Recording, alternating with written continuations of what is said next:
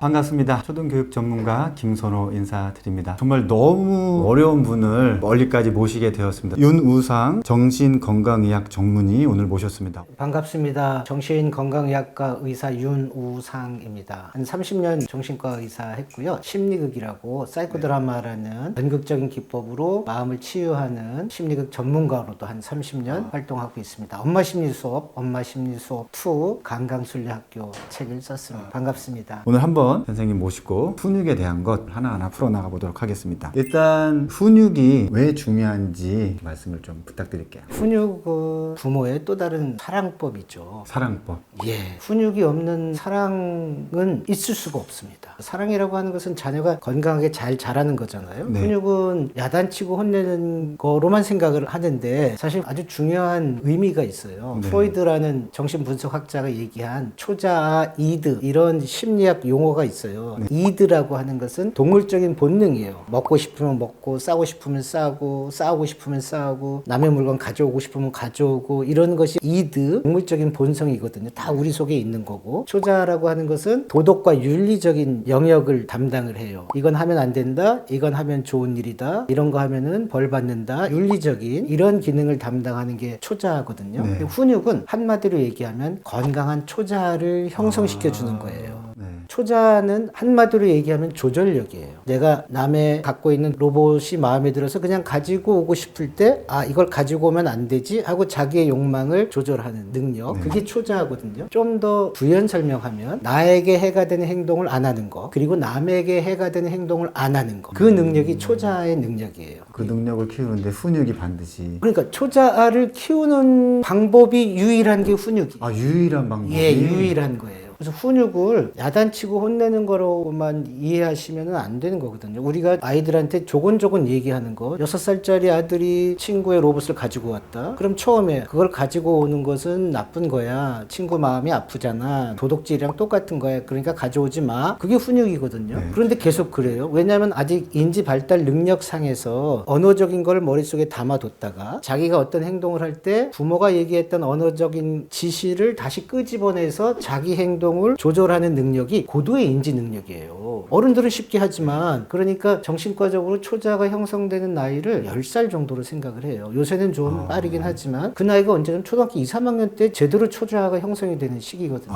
그 초자 형성 방법이 훈육이에요. 훈육이다. 언어적으로 하는 조곤조곤 타이르는 게 제일 기본적인 훈육. 그 훈육이 안 됐을 때 야단치고 혼내가지고 정신을 차리게 하는, 옛날에는 막 때렸잖아요. 체벌. 지금은 어떻게 체벌을 하겠어요. 그런데 아주 반복적으로 말로 해도 안 될 때 충격적인 요법으로 더 정신 차리게 하기 위해서 옛날엔 체벌을 한 거죠. 그 세 가지가 인지요법적인 훈육, 행동요법적인 훈육, 그런 훈육을 통해서 초자를 형성시켜야 되는데 그냥 오냐 말로만 하지마 이래서 그 다음 단계 훈육이 안 되면 초자 형성이 안 되는 거죠. 그래서 저도 보면 아버님들의 목표나 이상이 요즘 유행처럼 친구 같은 아빠, 친구 같은 엄마. 근데 담임 입장에서 봤을 때 아이는 학교에서 난리거든요. 과연 이 친구 같은 아빠가 훈육이 없는 상태에서는 좋은 걸까 하는 생각이 좀 들었습니다. 저 아빠가 30살, 40살이라고 해볼게요. 아이랑 어떻게 친구가 될 수가 있죠? 그러니까요. 그리고 아이가 아빠를 친구로 갖고 싶을까요? 그거는 우리 전 세대나 전전 세대의 너무나 권위적인 아빠의 반작용으로 아이랑 좀 더 좋은 소통의 관계를 가져야 되겠다. 아이가 아빠를 무서워하거나 두려워하지 않고 편한 관계를 유지해야 되겠다. 네. 그게 친구 관계처럼 돼버린다? 그건 사실은 말이 아니죠. 네. 그냥 아빠랑 격이 없이 자기 하고 싶은 얘기 충분히 하고 아이 마음 잘 들어주고 그런 좋은 관계를 얘기하는 건데, 친구가 되니까 어떻게 되냐면 위계질서가 없어지는 거예요. 네.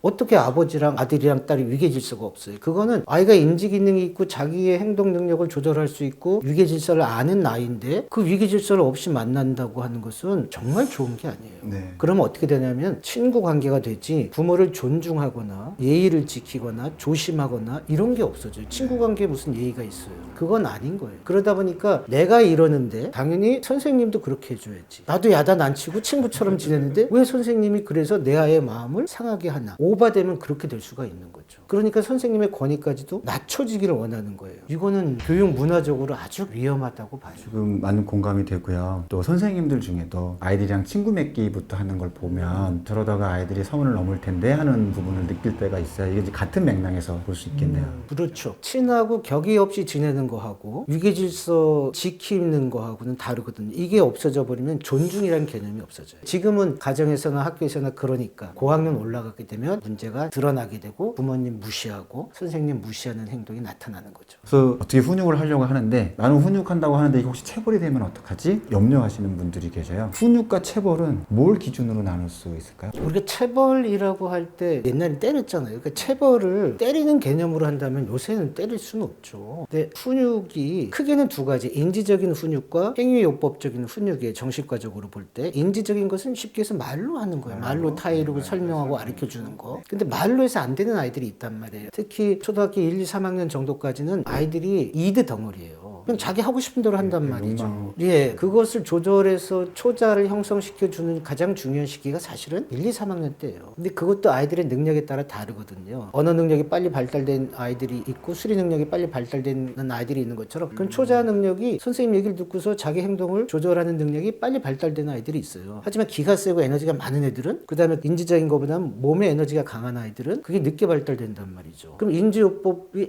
해도 안 되니까 행동요법으로 들어가야 되는 거예요. 행동요법 중에 하나가 타임아웃이라는 게 있거든요. 애가 하도 말해서 안 들면 또 네 방에 가서 5분 동안 있어. 말을 떠나서 아이의 몸을 컨트롤 해주는 거죠. 이게 행위요법인데 인지요법과 행위요법의 중간이 야단치고 혼내는 거예요. 감정적으로 표현하는 거거든요. 많은 어머님들이 그것 때문에 화내고 또 후회하시고 화내고 후회하시고 화 안 내고 어떻게 아이를 키워요? 어떻게 기름을 안 튀고 생선을 구울 수 있어요? 말이 안 되는 거죠. 화내는 것은 훈육의 중간 단계 훈육요법이에요. 예, 인지적으로 한다면 화내야죠. 왜? 화를 내면 아이가 움츠러든단 말이에요. 겁을 낸단 말이에요. 움츠러들고 쫄아드는 게 나쁜 거냐? 아니에요. 그건 건강한 두려움이란 말이에요. 두려운 게 다 나쁜 게 아니라 건강한 두려움이 있어요. 맨날 아빠가 두들겨 패봐요. 그러면 아빠만 보면 무섭단 말이에요. 이거는 나쁜 두려움이죠. 그런데 뭔가 나쁜 짓을 하려고 하는데 아빠가 딱 떠오른단 말이에요.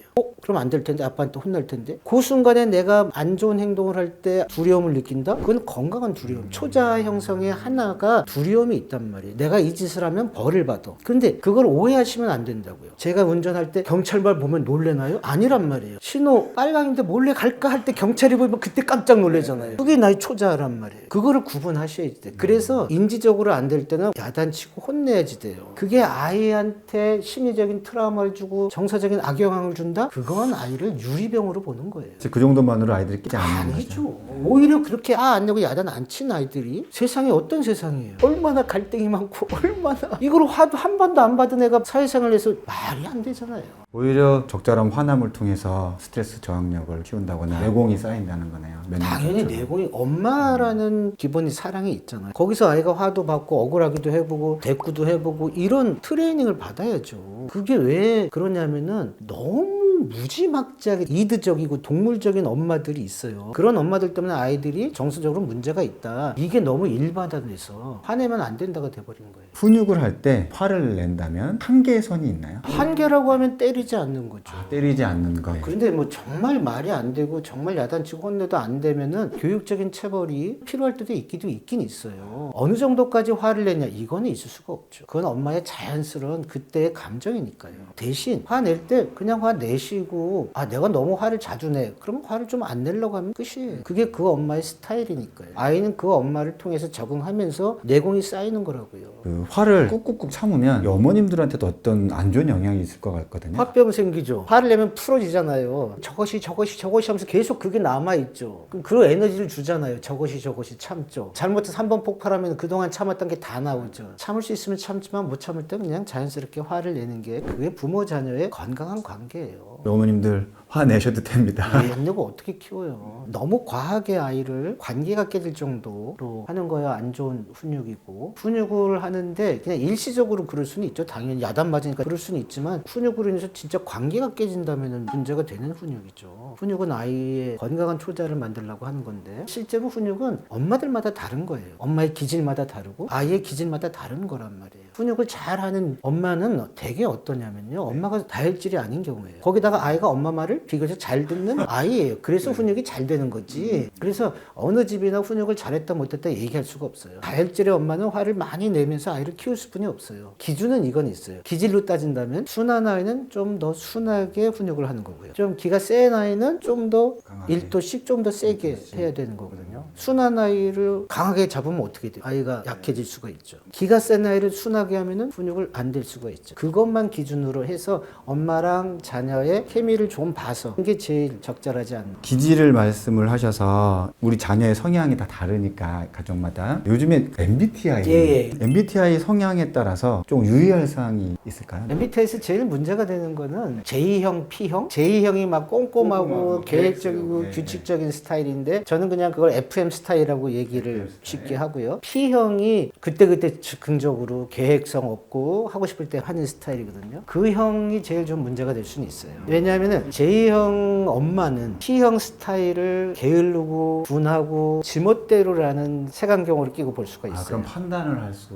있다. 그래서 쟤를 바꿔야 되겠다. 고쳐야 되겠다. 엄마 스타일이 맞거든요. 좋잖아요. 계획적이고 꼼꼼하고 영어 30분, 수학 30분, 내일 뭐 할 거 딱 미리 챙겨놓고 자고 얼마나 좋아요. 그게 FM 스타일인데 내 아이는 그러질 않거든요. 지 하고 싶을 때 팍 했다가 안 했다가 내일 할 것도 준비 안 해놨다. 그럼 엄마가 볼 때는 쟤 문제다 하고 고치려고 그런단 말이에요. 성향하고 기질인데 소위 여기서 MBTI라는 성향과 기질인데 그거는 자기가 평생 살면서 조금씩 메꾸고 채우고 줄이고 나가야 되는 건데 아이가 이제 경험해 나가면서 인생 살면서. 그런데 이거를 엄마가 초등학교 저학년 때 잡아버리겠다. 이건 최악이죠. 저도 그런 거 본 것 같아요. 어머님 중에 아이한테 다이어리를 사주고 꼼꼼히 적어라고 맨날 시키는데 안 된다고. 제가 봤을 때는 P인데 이게 그 성향하고 지금 같은 애가 될 수 있어요. 그렇죠. 그게 제일 문제가 되는 게 MBTI로 따지면 J형, P형. 엄마가 J형이고 아이가 P형일 때 그게 제일 큰 문제가 될 수가 그럼 있죠. 반대의 경우는 어떨까요? 아유 좋죠 뭐 엄마가 빈둥빈둥 하고 있는데 아이가 알아서 하면야 사실은 얼마나 좋아요. 그건 이제 죄책감만 안 느끼면 되죠. 아이가 저렇게 잘하고 똑똑하고 열심히 하는데 나는 뭐 하고 있나 이런 죄책 그것만 안 하시고 대신 간혹 AM 스타일의 엄마 중에서 FM 스타일 하는 아이를 보면서 약간 못마땅해 하는 경우도 있긴 있어요. 쟤는 왜 저렇게 유난을 떨어 막 이렇게. 그렇게까지 신경 안 써도 되는데 왜 예, 쟤는 왜 저래? 자기 스타일이 아니니까 뭔가 이렇게 약간 좀 그럴 수도 있긴 있어요. 이제 그것만 잘 관찰하셔서 아이고 나한테 저렇게 알아서 잘하는 애가 왔구나 이렇게 그럼 하시면 그 상황에서 뭐 크게 훈육이 필요 없 크게 FM 스타일 아이들은 혹시 좀 문제가 된다면은 잘하다가 어떤 때 이제 또 안 할 때도 있거든요. 아이들이니까 잘하다가 너 왜 그냐 이러면서 잘하는 아이가 요구 안 했다고 그럴 수도 있거든요. 그런 것만 주의하시면 되죠. 사실 FM 자녀가 있으면 엄마는 편하죠.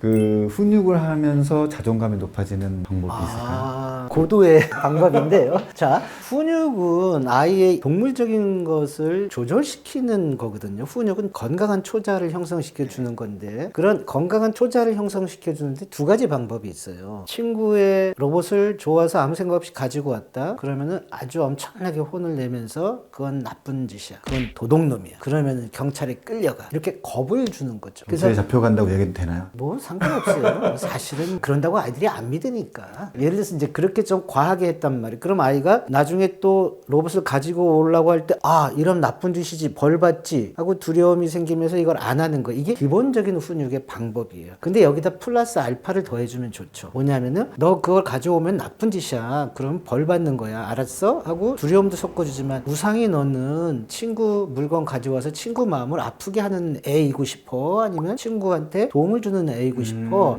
난 친구한테 도움을 주는 애이고 싶어. 그래, 그러면은 친구 마음을 아프게 하는 애가 아니잖아? 우상이는? 이렇게 초자 중에서 도덕과 윤리를 담당하는 부분이 하나가 있고 자아 이상이라는 부분이 또 하나가 있어요. 자아 이상이라는 건 뭐냐면 이상적인 나, 초자 속에 들어가 있는 거예요. 그래서 이상적인 나를 키워주는 거죠. 이상적인 어떤 자아상 같은 걸 모델링화 해주는 거네요. 그렇죠. 근데 너무 벌만 주는 거 하면은 주눅 들고 나는 이러면은 벌 받을 거야. 나는 문제가 될 거야라고 주눅 들 수 있잖아요. 네가 이렇게 하면 너는 더 멋진 아이가 될 거야. 그런 이상적인 모델링을 제시해주면 이게 자존감에 도움이 되는 훈육법이 되겠네요. 그렇죠. 네가 그런 행동을 안 하면 대신 이런 행동을 하면 너는 멋진 아이가 되는 거야. 그래 나는 멋진 아이가 될 거야. 이렇게 되는 거죠. 그럼 아이는 이제 두 가지 시선을 다 유지할 수 있으면서 선택을 하게끔 되겠네요. 하나는 진짜 안 좋은 행동은 이거는 벌 받고 나쁜 일이 하지 말아야지 하면서 플러스 나는 그런 아이가 아니야. 초자의 가장 기본이 뭐냐면 나에게 해가 되는 행동을 안 하는 거. 그 다음에 남에게 해가 되는 행동을 안 하는 건데, 한 단계 높은 초자는 뭐냐면 나에게 이로운 행동을 하는 거 플러스 남에게 이로운 행동을 하는 거예요.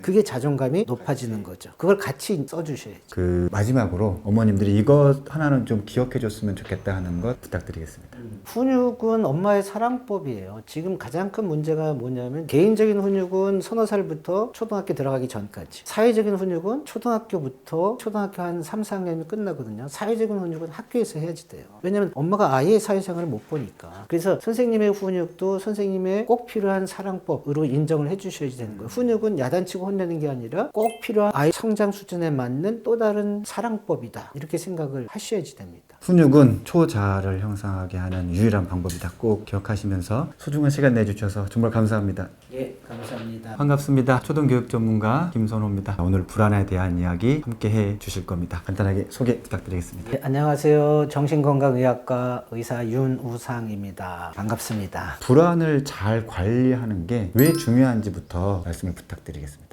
불안을 잘 관리하는 게 쉽지가 않죠. 정신과 의사인 저도 무슨 사건 사고가 일어나지 않을까, 퇴근하고 나서도 밤에 또 무슨 일이 일어나지 않을까, 그런 불안이 있는데 그 불안을 잘 관리하기는 쉽진 않아요. 차라리 불안을 덜 느끼게, 쓸데없는 불안을 안 느끼는 거, 그게 더 오히려 필요할 것 같아요. 내가 불안을 어떻게 관리해야지가 아니라 덜 느끼는 방향부터 찾아 나가는. 불안을 관리하기는 쉽진 않고요. 불안에 빠졌을 때 빨리 빠져나오는 거, 그게 오히려 관리라면 관리라고 할 수 있겠어요. 왜냐면 그 불안이 타당한 불안이 아닌 경우가 제가 볼 땐 7, 80%니까요. 예를 들어가지고 아이가 친구랑 콘서트를 간다. 그럼 그냥 아무 생각 없이 엄마가 그냥 자기 생활 즐기면 되잖아요. 근데 불안에 빠지는 거죠. 내가 무슨 일이 일어나지 않을까. 이런 거는 의미가 어떻게 보면은 쓸데없는 불안이거든요. 그런데 엄마는, 엄마 직업이 불안해하는 직업이거든요, 사실. 엄마라는 직업 예, 자체가 엄마라는 불안이라는 직업 자체가 직업이다. 불안이란 직업이기 때문에 현상적으로 엄마가 불안해하면 당연히 아이도 불안해하죠. 그게 제일 큰 문제가 되는 거죠. 그래서 엄마가 마음 편안하면 아이도 더 마음이 편해질 수 있는 게, 그게 가장 큰 팩트고요. 어떻게 하면 덜 불안하게 할 것인가가 중요한 것 같아요. 그럼 이제 어떻게 하면 덜 불안한가를 상황별로 질문을 드릴게요. 우리 아이의 공부 때문에 힘들다. 그럼 그걸 어떻게 바라보면 좋을까요? 공부 불안은 두 유형의 엄마가 있다고 봐야죠. 공부에 대해서 불안이 높은 엄마가 있고, 엄마 자체가 공부에 예, 대한 공부에 불안이. 대해서 그게 욕심 때문이든 뒤처지는 것에 대한 불안이든 공부에 대한 불안이 많은 엄마가 있고, 네. 덜 불안한 엄마가 있어요. 그냥 공부 뭐 알아서 하겠지, 아니면 그렇게. 그래서 사실은 덜 불안한 엄마가 행복한 엄마죠. 아이도 행복하고요. 그러잖아요. 네. 그런데 덜 불안한 엄마가 내가 엄마 노릇 못하는 거 아닌가 하고 오히려 쓸데없이 불안에 빠질 수가 있어요. 내가 더 아이의 공부에 더 신경 써야 되는 거 아니야? 무책임한 엄마 아니야? 나는 무관심한 엄마 아니야? 하고 오히려 자기 불안을 불러일으키는 경우가 있거든요. 이런 건 문제가 되는 거죠. 불안이 내가 별로 없으면 그게 제일 편하고 좋은 거예요. 거기다 왜 쓸데없이 다른 엄마랑 비교해서 자기 불안을 일부러 더 만들 필요는 없는 거죠. 그러면 공부를 애초에 많이 시켰는데 애가 잘 따라오는 것 같아. 괜찮다가 어느 순간 보니까 애가 잘 못해. 이 불안이 또 확 올라오시거든요. 그럴 때 어머님들이 그 불안을 낮추거나 조절을 하게 할 수 있을까요? 그거 참 괴롭죠. 정말 어려운데 답이 하나 있긴 있어요. 그 답이 뭐냐면 빨리 마음을 한 단계 내려놓는 거죠. 왜냐하면 이 정도까지 하기를 원하고 그렇게 해왔는데 아이가 떨어진단 말이에요. 못 따라온단 말이에요. 그럼 엄마는 더 아이를 부축시겠죠. 그래도 안 된단 말이에요. 그럴 때 이게 뭐가 큰일 난 거 아니냐 할 때 아이랑 얘기를 잘해서 엄마가 낮춰줘야지. 일단은 기준치를 낮춰야지. 어쩔 수가 없어요. 쉽진 않지만 그래야지 엄마가 조금 더 마음이 편해질 수가 있어요. 일단 그렇게 불안도를 낮춰놓고 또 그 다음에 전반적인 상황도 이렇게 되는 거 그래야죠. 보고 이제 그 다음 단계로 가야 되는 거예요. 아이는 계속 엄마가 노력해도 안 올라오는데 엄마는 계속 불안이 있단 말이에요. 그 이 불안이 어디로 튀겠어요. 좋은 아이한테 가고 아이는 더 힘들어지고 그러기 때문에 공부는 시키고 싶으면 시키되 어느 순간에 이게 뭔가 막히기 시작을 한다 그러면 그때 엄마가 자기를 돌아봐야지 돼요. 그래서 나의 욕심, 나의 불안을 아이 수준에 맞춰서 한 단계 한 단계 낮추는 것뿐이는 답이 없어요. 그때는 불안 자체를 보고 낮추려고 하는 게 아니라 그냥 기준치를 낮추면 불안이 같이. 불안 자체를 줄이려고 하면 사실은 항불안제 먹는 것 말고는, 아니면은 명상한다든지 마음을 다스리는 건데 그게 쉽지는 않잖아요. 아이가 공부를 안 해서 막 엄마가 불안한데 엄마가 명상이 되겠어요? 그 불안한 사회에 우리 아이가 잘못될까봐 불안도가 높으신 분들에게 어떻게 하면 그 불안을 빠져나갈 수 있을까요?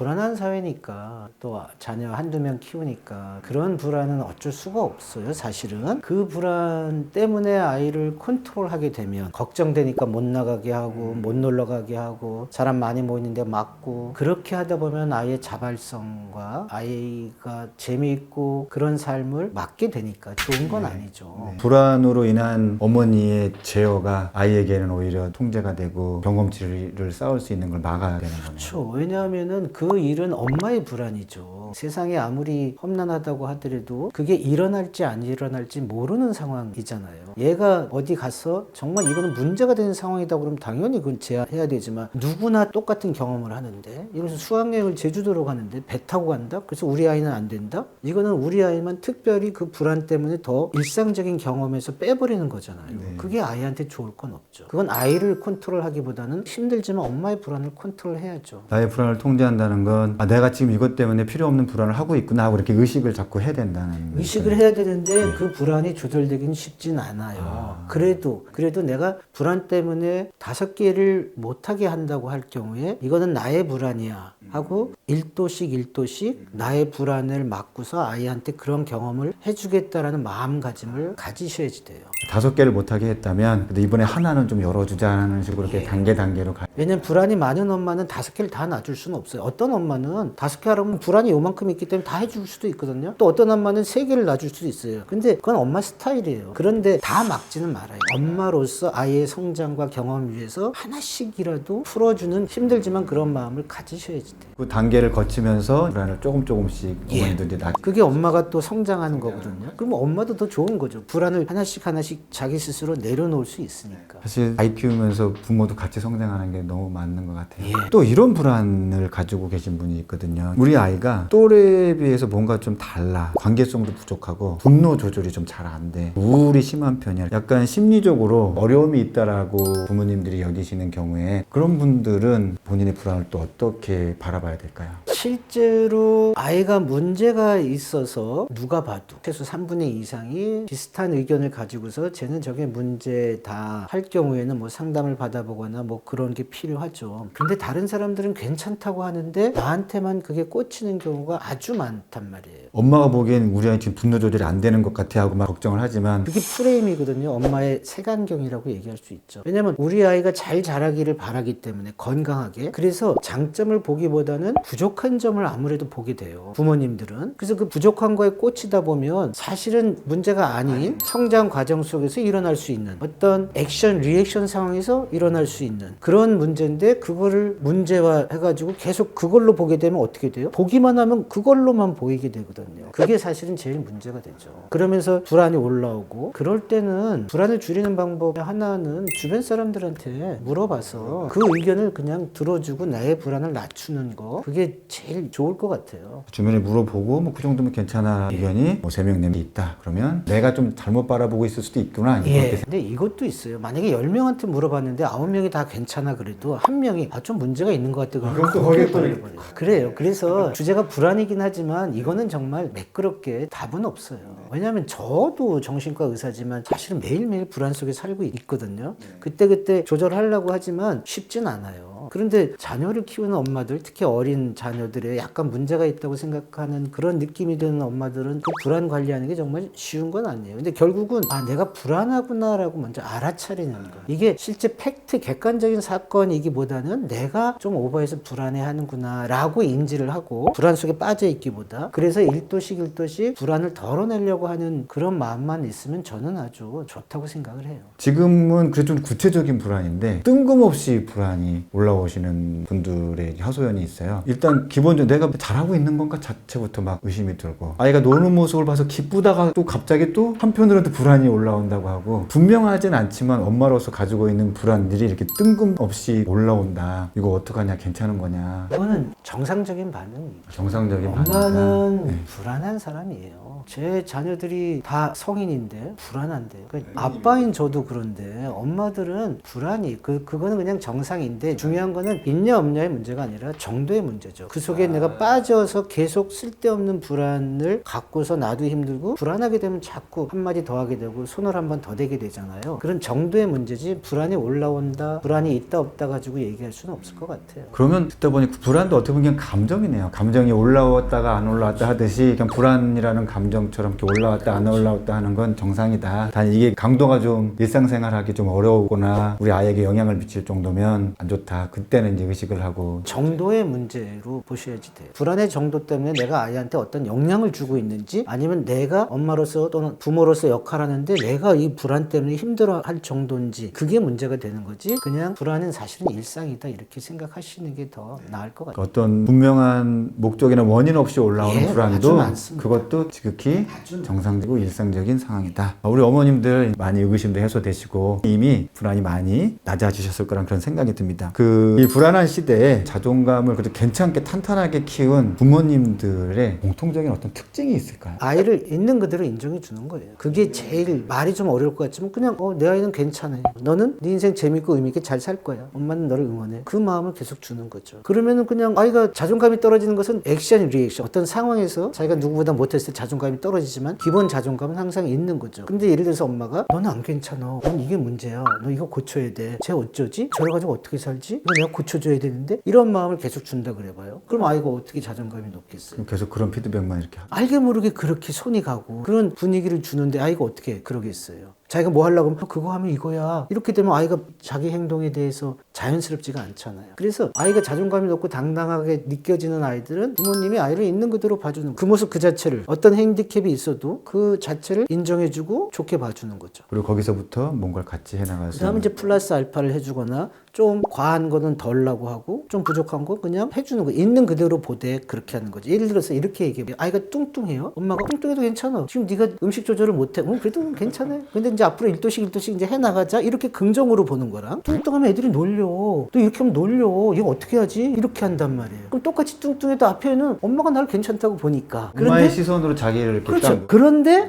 내가 너무 먹으니까 너도 괜찮긴 한데 너 그러면 저렇게 뭐가 있냐 친구들 놀리고 그럴 수 있잖아. 그러니까 네가 좀 조절을 해. 정말 쿨하게 아이를 있는 그대로 본단 말이에요. 그런 엄마랑 너 큰일 나. 너 뚱뚱하면 그러고 너 인간 대접 못하고 막 이러면은 엄마가 나를 그렇게 보는데 어떻게 되겠어요. 그래서 지금 아이가 갖고 있는 지금 현재 어떤 핸디캡이나 문제라고 해도 엄마가 그럴 수 있잖아요. 7살, 8살, 9살, 10살, 11살. 그럼요. 저도 밤에 계속 라면을 먹고 싶은데. 그거예요. 내 아이를 지금 내가 어떤 시선으로 보냐. 그것이 제가 볼 때는 제일 중요한 것 같아요. 최대한 있는 그대로. 그 있는 그대로라는 게 꼭 좋은 상태를 의미하는 게 아니다. 예. 그냥 그 아이의 현 상태를 그렇죠. 지금 계속 그 모습을 그대로 보고 그대로 인정해 주려는 모습에 공통적인 특징이 있다. 이렇게 막 학습에서도 선행학습이 가능한 것처럼 자존감에도 이렇게 선행학습처럼 요구하시는 분들이 있는데 그런 게 있나요? 아예 그런 건 없어요. 그건 자존감은 만들 수 있는 게 아니거든요. 중학교 때 아이의 자존감을 높일 수가 있을까요? 고등학교 때 자존감을 높일 수 있을까요? 없어요. 그건 엄마가 할 수 있는 게 아니에요.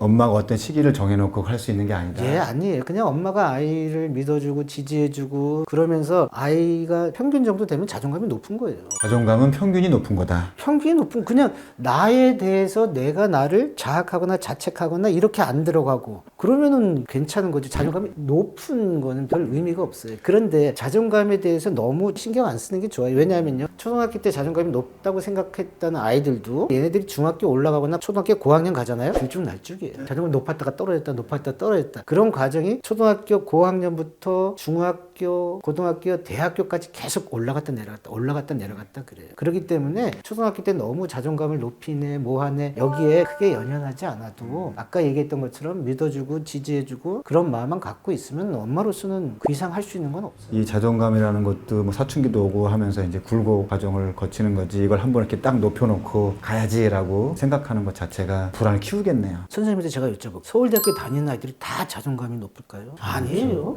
바닥인 애들이 얼마나 많은데요. 자존감은 초등학교 때 키웠다고 딱 높아져가지고 계속 올라가는 거 아니에요. 중요한 이제 베이스. 나는 괜찮은 나는 아이야. 괜찮다. 라는 것만 해도 아주 충분한 거. 다시 그 위치로 돌아가기만 하면 그렇죠. 되는 거죠. 예. 그래도 마지막으로 우리 어머님들께 당부해 주시고 싶은 말씀 부탁드리겠습니다. 저도 어머님들이 불안 안 하고 자녀를 키웠으면 정말 좋겠습니다. 그런데 불가능하죠. 하지만 도리도리하고 빨리빨리 빠져나오셔야지 돼요. 그 속에 빠져버리면 더 깊어지니까 도리도리하고 1도씩 빠져나오려고 훈련하는 것이 조금 조금이라도 도움이 될 것 같습니다. 저도 오늘 불안 관련해서 많이 마음이 가벼워지는 시간이었고요. 지난 시간에 이어 오늘도 함께 시청해 주시고 또 구독과 좋아요를 눌러주신 여러분들께 진심으로 감사드립니다. 반갑습니다. 초등교육 전문가 김선호입니다. 오늘도 우리 아이들에 대한 이야기 나눠보도록 하겠습니다. 윤우상 정신건강의학과 전문의 함께 하십니다. 간단하게 소개 부탁드리겠습니다. 안녕하세요. 정신과 의사 윤우상입니다. 엄마심리수업 강강술학교 저자이기도 합니다. 반갑습니다. 부모인 내가 나의 유형을 아는 게 왜 중요한지부터 설명을 좀 부탁드리겠습니다. 엄마의 어떤 성향이 자녀 교육에 그대로 영향 가잖아요. 내가 이렇게 하는 행동에 대한 성찰이 없이 그냥 나는 내 아이를 위해서 좋은 자녀 교육을 하고 있어. 제대로 하고 있어 라고 하지만 그 제대로 하고 있다는 자녀 교육 방법 속에서 엄마의 어떤 과도한 성향 때문에 오히려 아이한테 문제가 될 수가 있기 때문에 그렇죠. 좀 잘하고 있다고 생각하지만 사실 나의 과도한 성향을 알지 못한 채로 하는 건 안 좋은 경우도 많이 그럴 있을 수도 있다. 있죠. 그래서 내가 이런 성향이 있구나라고 안다면 바꾸라는 건 아니에요. 바꿀 수는 없어요. 하지만 내가 나를 알면 1도씩 이건 내가 좀 과한 것 같아 하고 줄여나갈 수 있고 이건 좀 부족한 것 같아 하고 하나씩 보충해 나갈 수 있으니까요. 일단은 나 자신의 성향부터 파악하고 그걸 기준점으로 강도를 강하게 해나갈지 약하게 나갈지를 출발하면 된다. 예. 책에서 보니까 초자적인 유형의 엄마인지 이드 유형의 엄마인지 그 부분을 조금 자세히 이 시간에 한번 풀어주시면 좋을 것 같습니다. 초자나 이드라고 하는 것은 프로이드의 이론에서 나온 거거든요. 네. 인간의 정신세계를 초자, 이드, 자 이렇게 셋으로 나눠서 설명한 건데 이드는 쉽게 얘기해서 동물적인 본능이에요. 먹고 싶으면 먹고 남이 거 가져오고 싶고 술 먹고 싶으면 술 먹고 본능적인 정신세계를 이드라고 하고 초자는 도덕과 윤리, 자 이상이라고 너는 이런 엄마가 돼야 돼. 너는 이 정도의 사람이 돼야 돼 하는 두 가지거든요. 그 다음에 이거는 나쁜 짓이니까 하면 안 돼. 이런 게 초자 성향인데 초자나 이드 엄마로 나눠서 설명을 해봤습니다. 그러면 초자 엄마부터 한번 가보면요. 어떤 도덕이나 윤리적인 기준을 먼저 생각하면 상당히 좋은 엄마로서의 어떤 이상감이 느껴지는데 책에서는 그게 꼭 좋은 것만은 아니다라는 부분이 있더라고요. 너무 초자 강한 어머님들이 어떤 부분을 좀 유의해야 될까요? 예를 들어서 초자라고 하는 것은 착하게 살아야 된다. 남에게 해를 끼치면 안 된다. 너는 좋은 사람이 돼야 된다. 이 정도 사람은 돼야 된다. 이런 것들이 초자의 저건데 그게 좋은 거잖아요. 그런데 이게 너무 과하면 문제가 되는 거죠. 예를 들어가지고 아이가 친구랑 둘이 노는데 사탕이 2개 있는데 2개를 다 먹었어. 이 나쁜 놈의 자식 이런단 말이에요. 예를 들어서 친구랑 나눠 먹이 너는 나쁜 애야. 이거는 과한 초자죠. 사실 뺏은 것도 아니고 뺏은 것도 아닌데 내 거 내가 먹은 건데 욕심장이 이기적인 놈 이러고 혼낸단 말이에요. 아이가 그럴 수 있잖아요. 이런 게 이제 과한 초자죠.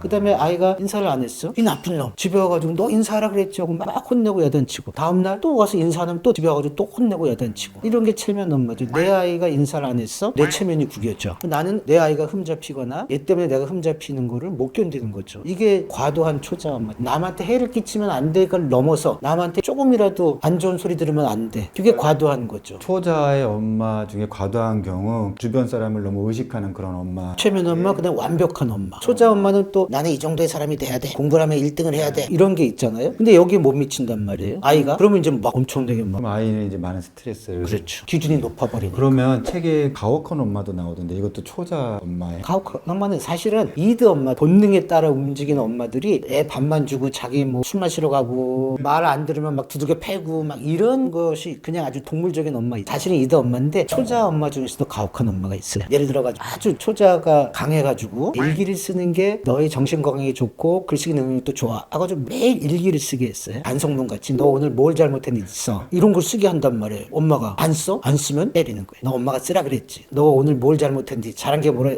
쓰라 그랬잖아. 너 왜 안 해? 이게 가혹한 거잖아요. 나쁜 짓 하면 안 되고 남한테 해끼치면 안 되고 너 관리 잘해야 되고 이 기준이 너무 높으니까 여기에 못 따르면 오히려 비난하고 구박하고 야단치고 넌 그것도 못하냐고 그게 또 거꾸로 가혹한 엄마가 되는 거죠. 유형 중에 죄책감을 좀 많이 느끼는 엄마는 그럼 초자 해당되고 이드 엄마는 죄책감이 없고 자기는 잘했다고 밥만 주고 너 알아서 공부해 하고 막 두들겨 패고 야단쳐도 이런 엄마 같은 엄마가 어디 있어? 이런 엄마가 최고지. 이런 죄책감이 없어요. 왜냐면 꼬마 이드 덩어리라면 아이들이 친구 물건 가지고 와도 죄책감이 없잖아요. 그러니까 죄책감은 초자가 형성된 사람들한테 있는 거예요. 네. 그래서 우리가 소시오패스, 사이코패스라고 하는 사람들은 죄책감이 없잖아요. 그런 사람들은 초자가 형성이 안 돼 있는 사람인 거예요. 그래서 죄책감이 많은 엄마는 초자가 강한 엄마예요. 초자 중에 자이상이라고 있었잖아요. 이상적인 엄마가 있거든요, 내 머릿속에. 근데 현실의 엄마는 자기가 생각하는 이상적인 엄마가 아닌 거예요. 그래서 이 초자 이상적인 엄마가 현실에 별 볼린 엄마를 구박하는 거예요. 자책. 내가 나를 책망하는 거. 그게 심해지면 죄책감이 되는 거죠. 네. 그래서 죄책감이 많은 엄마는 초자가 아주 높은 엄마예요. 지금 이야기를 나누다 보니까 초자가 상당히 좋고 긍정적인데 초자의 엄마의 유형 중에 이러한 세 가지에 나타날 수 있고 이드 엄마는 가혹한 엄마 쪽이 어떻게 보면 하나 정도면 근데 이 유튜브를 보시는 분들이 이드 엄마는 없어요. 내가 이드 엄마인가 아닌가? 애를 안 보고 내가 너무 나의 삶을 하려고 하는가 아닌가 하는 거는 이드 엄마가 아니고요. 건강한 엄마예요. 내가 이드 엄마인가 걱정하지 마세요. 이드 엄마는 이거 절대 안 보니까요. 보고 있는 것만으로도 보고 있는 엄마는 엄마는- 거의 다 네. 초자 성향의 엄마예요. 결국에는 초자랑 이드랑 균형감을 사실 이드가 없으면 또 안 되는 그렇죠. 거잖아요. 또 욕망이나 정당하게 찾아가는 과정도 필요하고 이런 것들의 조율 과정이 상당히 필요할 것 같아요. 초자가 강한 엄마들이 좀 어떤 삶의 스타일을 가지면 초자에서 현실로 이렇게 내려오게 할 수 있을까요? 가장 좋은 거는 엄마가 엄마를 위한 삶을 1도씩 더 살아야지. 나를 위한 삶. 예. 아이한테 묶여서 친구랑 뭐 카페 같은 데 가서 마시려고 해도 아니야, 지금 내가 아이를 봐줘야 돼, 이런 거 봐줘야 돼. 그런 게 사실은 초자적인 거거든요. 엄마로서 이드, 내가 친구랑 가서 즐겁게 내 시간을 가져야 돼 하는 것을 나의 이드적인 욕망, 안 좋은 걸로 본단 말이에요. 그러지 말고, 쉽진 않지만 조금씩 벗어나서 엄마가 엄마의 삶을 즐기려고 그 시간을 가지려고 하시는 게 초자랑 조화를 이루는 거예요. 그게 나쁜 게 아니에요. 그러고 나서 막 죄책감 가져요. 아, 내가 이 시간에 집에서 텔레비전 넷플릭스 보고 유튜브 보고 있으면서 즐겁게 즐기면 되잖아요. 죄책감을 갖는 거야. 아, 이거 애 책 읽어줘야 되는데 이거 하고 있는데. 그거 아니에요. 어떻게 아이한테 일주일에 3번 책 읽어주나 1번 책 읽어주나. 인생에 크게 영향 없어요. 조금 더 내려놓으시고 엄마의 삶을 즐기려고 하는 노력이 사실은 필요해요. 우리 초자 어머님들 일단은 커피 한 잔부터 먼저 하시고 예. 현실로 발을 디디시면 될 것 같습니다. 부탁드립니다. 초자 어머님들에게 필요한 게 뭔가 이상적인 완벽함을 추구하면서도 동시에 빈틈이 있는 부분 필요할 것 같은데 초자 어머님들이 어떤 빈틈을 보여주면 아이들이 숨을 쉴 수 있을까요? 빈틈을 일부러 보여주기는 어렵죠. 그런데 우선 아이를 볼 때 초자 엄마들은 이상적인 엄마도 들어가 있지만 이상적인 아이도 들어가 있어요. 그래서 내 아이는 이 정도가 돼야 된다는 틀을 알게 모르게 갖고 있어요. 그런데 현실의 아이는 어때요? 이상적인 아이가 아니라 이상한 아이. 그 이상한 아이를 이 초자 엄마는 이상적인 아이가 내 아이라고 생각을 하지, 현실의 아이는 내 아이가 아닌 거예요. 극단적으로 얘기하면. 그러니까 초자가 높은 엄마는 내 아이를 내가 생각하는 아이로 만들기 위해서 계속 손을 댄단 말이에요. 네. 이 정도가 돼야 돼. 근데 아이가 당연히 못 따라오죠. 얘가 진짜 아이니까. 그러니까 내가 이렇게 했는데 너는 계속 요 모양이네 하게 될 수 있는 거죠. 빈틈을 일부러 보이는 게 아니라 아이에게 가지고 있는 이상을 좀 낮춰주는 게 간극을 만드는 게 빈틈이라고 할 수 있겠네요. 그렇죠. 우리가 소위 아이한테 눈높이를 맞춰라고 얘기하는 게 정신분석적으로 보면 그거예요. 이 정도의 수준이 내 아이라고 초자 엄마는 그렇게 생각을 하고 있거든요. 현실의 아이는 그러지 못하니까 내 아이를 만들려고 하는 거예요. 엄마 입장에서는 사실은. 근데 얘가 내 아이니까 이상적인 나를 낮추고 살짝 플러스 알파로만 도와주고 기회를 주는 거. 그게 사실은 엄마의 빈틈이라기보다 아이의 빈틈을 엄마가 받아줘야죠. 좀 아이를 있는 그대로 바라보는 게 너무 중요하다. 그렇죠. 사실 이걸 낮춰보는 게 아니라 그 아이 있는 그대로 그냥 지금 바라본 게 간극 빈틈을 만들어주는. 그 빈틈이 마이너스 빈틈으로 봐서 이 마이너스를 채우려고 이게 고치는 거거든요. 너는 부족하니까 이래야 돼 하는 이 마이너스 빈틈이 아니라 앞으로 더 성장해야 될 빈틈으로 보고 거기에 플러스 알파의 마음을 주는 거죠. 고치려고 하는 게 아니라 기회를 주는 마음. 그래서 아이의 빈틈도 봐야 되고 엄마가 완벽할 수 없잖아요. 근데 많은 엄마들이 이상적인 초자 엄마가 있으니까 아, 이것도 하고 이것도 하고 이것도 해야 되는데 이것도 못하고 이것도 못하고 이것도 못해 하고 자기의 빈틈을 또 못 견디는 거예요. 그러니까 죄책감이 생기고 아이한테도 죄책감을 주고 본인도 생기고 돌아가는 거네요. 어떻게 빈틈이 없을 수가 있어요. 그래서 그거를 한번 보라는 얘기예요. 그러함에도 불구하고 우리 아이를 건강한 아이로 키우고 싶다면 어떤 걸 하지 않으면 좋을까요? 너무 많죠. 예를 들어서 어린 아이 같으면 짜장면 비비는 거 초등학교 1, 2학년 되면 아이한테 시키려고 하면 되지. 그런 걸 다 해준다면 신발 신는 거, 학교 갈 때 가방 들어주는 거. 그렇게 더 해주는 걸 오히려 하지 말아야 그렇죠. 되는 거네요. 더 해주는 걸 하지 말아야죠. 지금은 뭘 해줄까를 고민하는 게 아니라 내가 지금 해주고 있는 거를 굳이 해줘도 되나? 이거는 얘가 해야 될 일인데 하고 안 하는 게 더 중요한 거거든요. 그래서 어떤 특정 행동을 하지 말라라기보다는 내가 지금 아이한테 해주고 있는 이 행동 중에서 굳이 안 해줘도 되는데 하고 있는 게 있는가를 보고서 그걸 안 해주는 훈련을 하셔야지. 안 해주는 게 쉬운 것 같죠? 무척 어려워요, 지금은. 지금은 오히려 아이들 한 명 정도고 과잉의 시대 안 해주는 걸 신경 쓰는 게 중요하다. 우리 아이가 건강한 아이로 성장하는 데 있어서 부모인 나에게 나의 힘과 역량을 키운다 하는데 도움이 되는 게 있다면 어떤 게 있을까요? 더 잘해야 된다는 마음을 내려놓는 거죠. 다른 엄마랑 비교해서 이게 맞나? 지금 내가 하고 있는 게 맞나? 그 다음에 더 잘해야 되는 거 아닌가? 이거를 내려놓으셔야지 돼요. 더 잘해야 된다는 게 아닌가 하는 게 다시 초자 쪽으로 가는 거네요. 그렇죠. 내가 나를 빈틈이 있다고 생각을 하고 더 다른 엄마랑 비교하면서 그러면은 내가 팍팍해지는 거죠. 그런데 내가 그렇게 하면 할수록 아이가 더 좋을까요? 아이가 그걸 원할까요? 내가 더 잘하려고 하면 할수록 아이는 더 묶이게 되고 아이한테 더 손을 대게 되고 오히려 아이의 자발성을 더 죽일 수 있는 거란 말이에요. 내가 더 잘해야 되는데 하는 생각하는 엄마들은 지금 사실 이 정도는 충분한 거예요. 내가 열을 더 잘한다고 아이가 열만큼 더 성장할까요? 선생님 그렇게 생각하세요? 100을 부어줘도 다시 시작하는 기분이라고 100을 해도 아이들은 1도 변화 안 될 수가 있어요. 그건 엄마의 자기 생각이에요. 그래서 어머님들한테 부탁하고 싶은 것은 남이랑 비교해서 내가 이게 문제인데 그거를 덜어내셔야 돼. 아이들 1년만 키우는 거 아니잖아요. 엄마가 더 마음 편안하게 더 건강하게 오래 지켜볼 수 있는 능력이 있어야지 돼. 그래야지 아이들이 힘들 때 에너지를 줄 수 있고 덜 걱정하고 더 불안할 수 있거든요. 그래서 오히려 에너지를 비축하기 위해서 엄마를 탓하시면 안 돼. 자신을 탓하고 엄마를 더 몰아세우면 안 돼요. 그거는 절대 금물이에요. 본인 스스로도 몰아붙이는 것도 안 되지만 주변에서 당신은 왜 다른 엄마들처럼 데리고 와요. 혼내야지. 가뜩이나 지금 초자가 높아서 우리 저한테 어머님들이 데리고 오세요. 힘드시긴 아참. 하시는데 우리 지금 초자가 높으신 어머님들에게 큰 힘이 되는 이야기를 해주신 것 같아요. 초자 어머님들께 마지막으로 당부해 주시고 싶으신 말씀 한 말씀 부탁드리겠습니다. 나의 삶을 1도씩 1도씩 더 키워나가셔야지 돼요. 아이들이 커갈수록 더 달라붙지 마시고 엄마의 삶의 재미와 의미를 찾는 쪽으로 교집합이 있다면 더 멀어지는 쪽으로 가셔야지 돼요. 특히 초자 엄마. 그래야지 아이들이 더 자발성 있고 더 건강하게 자랄 수가 있어요. 갈수록 교집합이 더 달라붙으면 그건 최악이에요. 그래서 저는 엄마의 개인적인 삶을 1도씩 1도씩 더 잘 사는 쪽으로 하는 것이 아이를 위해서 정말 좋은 자녀교육 법이다. 이렇게 말씀드리고 싶습니다. 이제 하나를 더해주기보단 어떻게 하나씩 빼나갈지를 함께 생각해보는 시간이었습니다. 오늘 함께 해주셔서 너무 감사합니다. 예, 감사합니다.